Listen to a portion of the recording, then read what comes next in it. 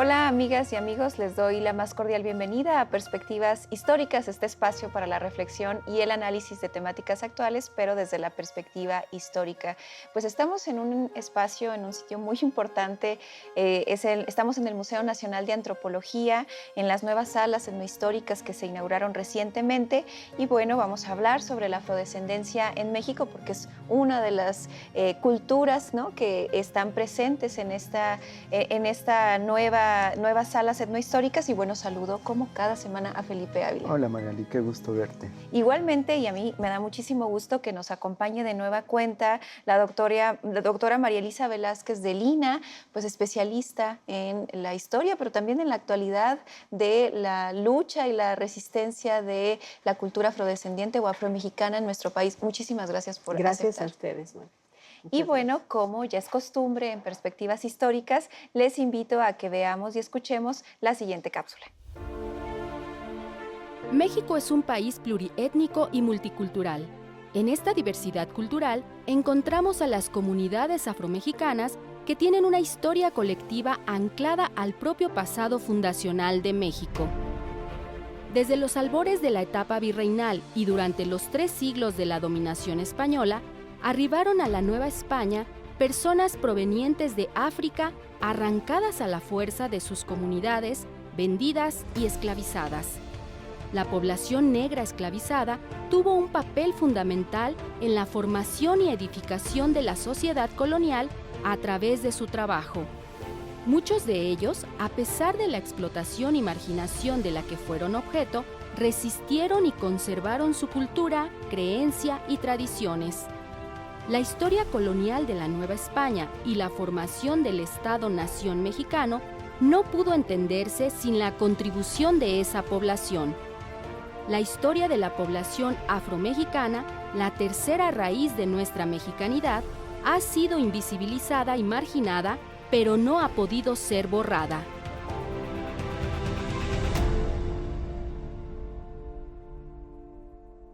Bien, regresamos, vamos a hablar de la población afrodescendiente en México. Hace algún tiempo ya estuviste con nosotros, María Elisa, hablándonos justamente de la historia, ¿no?, de la afrodescendencia en lo que después se convirtió México. Les invitamos a que vayan a recordar esa conversación que tuvimos con María Elisa. Háblanos un poco en breve como de esta historia de la presencia afrodescendiente en el territorio que después va a ser México, un poco para irnos situando y después hablar como de la actualidad de esta cultura. Claro que sí, Margarita.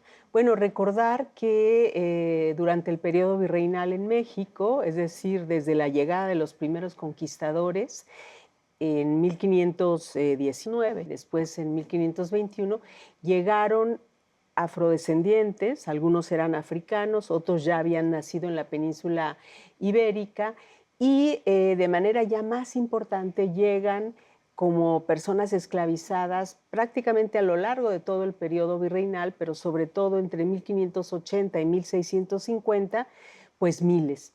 Se han calculado que llegaron alrededor de 250,000 personas, hombres, mujeres, niños, y también que llegaron por vía de contrabando, cifra muy difícil de estimar, que quizá podría doblar la cifra inicial.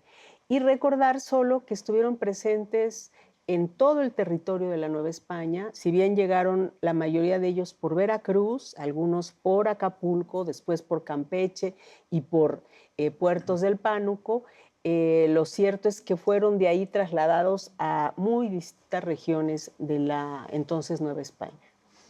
Eh, María Elisa, cuéntanos un poco cuál fue la historia a grandes rasgos de esta población esclavizada que fue sometida a condiciones brutales de explotación de la fuerza de trabajo.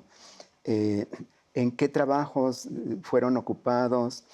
¿Cómo se empezó la mezcla de esta población de origen africano, sobre todo con la población indígena que había en estos territorios? ¿Qué pasó con su cultura, con su lengua, con su religión, con sus costumbres? ¿Cómo lograron mantener una identidad y qué fue lo que perdieron en este proceso? Claro, bueno, como tú bien lo señalas, fue un proceso en inicio, un proceso de sujeción, de explotación. Ellos trabajaban en las haciendas azucareras, en las haciendas ganaderas, también en las minas y también en el servicio doméstico de distintas instituciones y también de casas particulares. Muchos de ellos estuvieron también presentes en los gremios novohispanos, ¿no? Tenemos pintores sobresalientes. Con el tiempo y por distintas circunstancias, muchos de ellos obtuvieron la libertad, tanto mujeres como hombres, y lograron tener mejores condiciones de vida, no todos, algunos de ellos. Entre ellos siempre nombro a Juan Correa porque fue un pintor barroco muy importante, y fueron transformando las nociones culturales que ellos tenían y recreándolas con las que encontraron en el territorio de la Nueva España a través de la convivencia y el intercambio con las poblaciones indígenas. Entonces, tu pregunta es muy interesante. Algunas cosas persistieron porque había memoria, porque la cultura se porta, se tiene, y algunas fueron recreándose con las culturas indígenas de las regiones en donde estuvieron establecidos y por supuesto también con la española. Y un ejemplo de la época virreinal sería, por ejemplo, Juan Correa.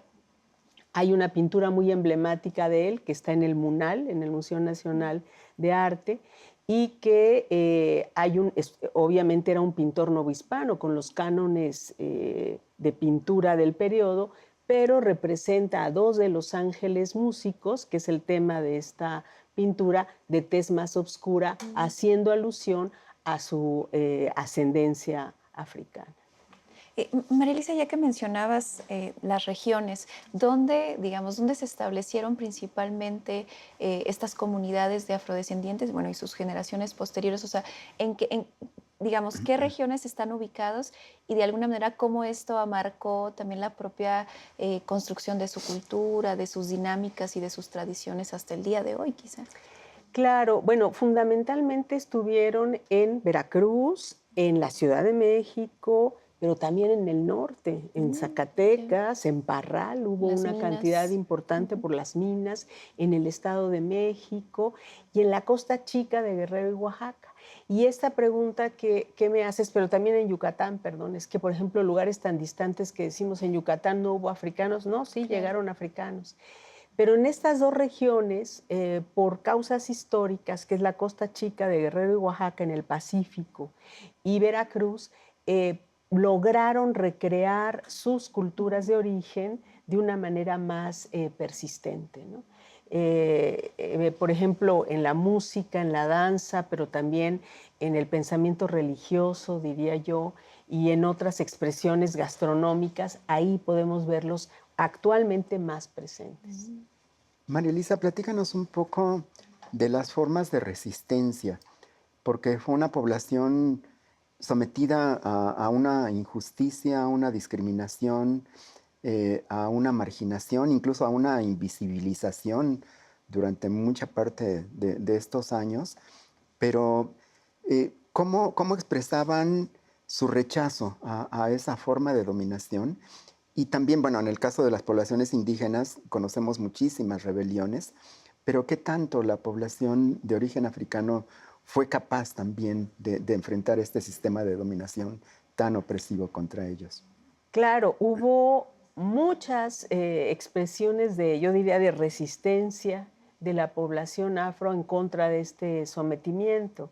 Desde digamos, desde la resistencia cotidiana, Felipe, que era, y yo tengo casos porque los estudié a lo largo de mi vida, de mujeres que eran nodrizas o eran trabajadoras en el hogar y ponían, por ejemplo, chocolate para envenenar o atarantar a los amos, ¿no?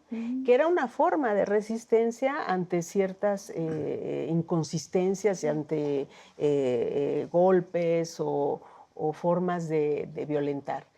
Pero también hubo movimientos significativos, como el más famoso, que es de Yanga, cerca de Córdoba, Veracruz, además pionero, de los primeros de América Latina, que empieza en 1609, eran esclavizados que huían de las haciendas azucareras, se organizaban en comunidades y luego atacaban a las diligencias que iban de Veracruz a la Ciudad de México o viceversa.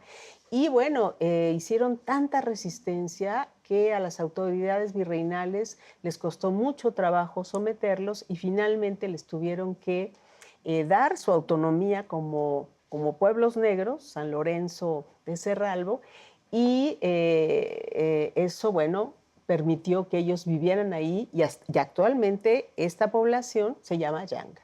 Un poco me gustaría, María Elisa, que camináramos cronológicamente hasta acá, hasta el presente, pero creo que hay un tema importante con la construcción del Estado-Nación, ¿no? Viene la independencia y se construye lo que hoy, ¿no? Se empieza a construir lo que hoy es México, ¿no? Un país con un Estado nacional, una república federal, etcétera, pero luego siempre decimos lo que no se nombra no existe. Digamos, ¿cuál ha sido la condición histórica en ese Estado nacional después de la independencia, pues de la población afromexicana, afrodescendiente?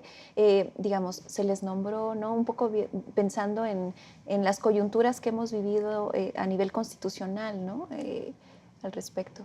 Sí, Margarita, y lo vinculo un poco con parte de la pregunta de Felipe hace unos minutos sobre las formas de resistencia.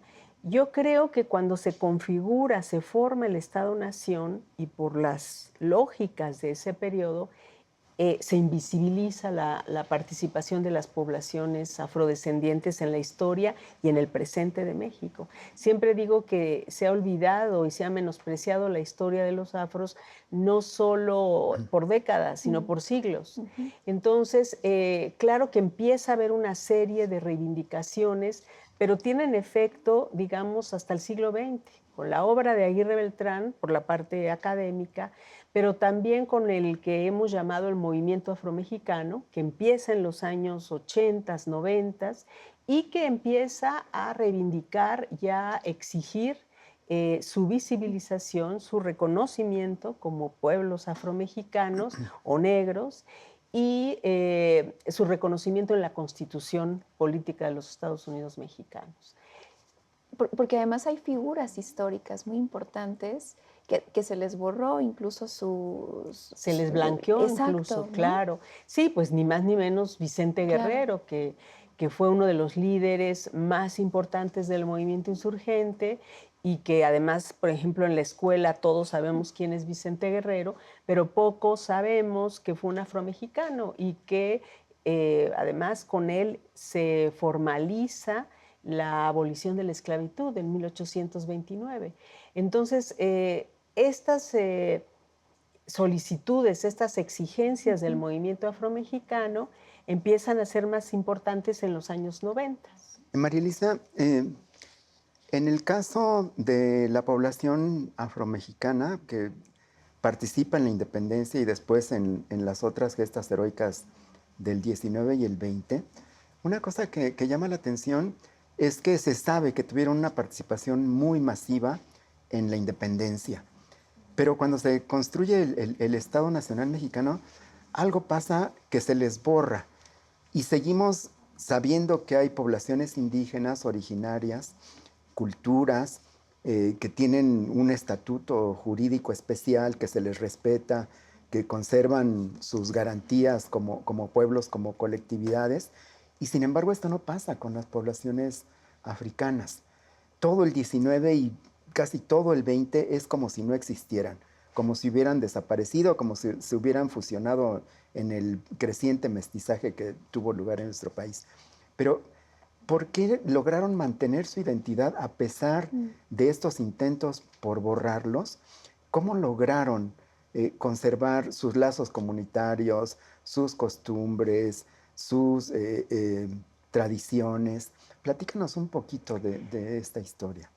Pues sí, es increíble, ¿no? Que no solo tengan esta historia de sumisión, de violación de todos sus derechos como personas esclavizadas, sino también que después, como tú bien dices, se les haya prácticamente borrado de la historia nacional.